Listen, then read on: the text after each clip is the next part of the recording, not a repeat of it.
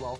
SAF S.League champions, there they are at the top there, handed the opportunity to be the first Singaporean side to take part in the competition after that 4-1 victory over Thai side Provincial Electrical. Standing in their way, PSMS Medan from Indonesia. First chance for international midfielder John Wilkinson. This is in the 12th minute. Some neat interplay by the Warriors. Should have done better, I'd imagine. Then my Facebook pal, Alejandro, got on the axe moments. So cool. Peter is cool, eh? Marcus Horison there with the save. Confusing in the home box then.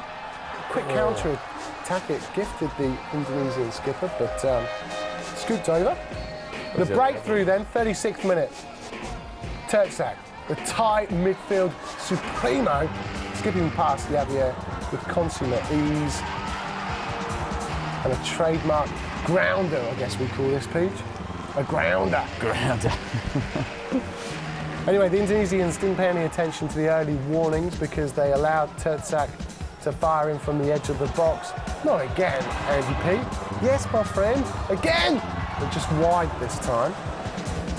Now, we want to see some sloppy defending? Yes, we do! Yes, we do! Just after the break, this one, Daniel Bennett chose to back off, allowing Ellie to slip the ball in, and astonishingly unmarked Mario Costas on the left of the box finish.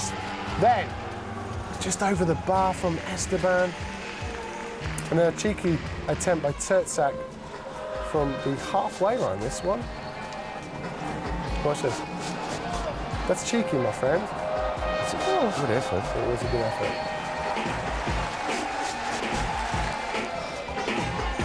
And then, the Indonesians pushing forward again, another good save.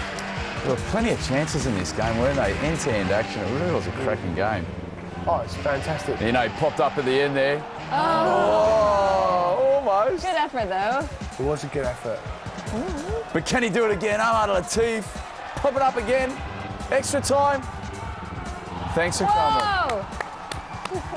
Thanks for coming. Thank you. S.League. Isn't that The Champions League. S.League are in the Champions League. It's been it's good news for Singapore, such a tiny little country.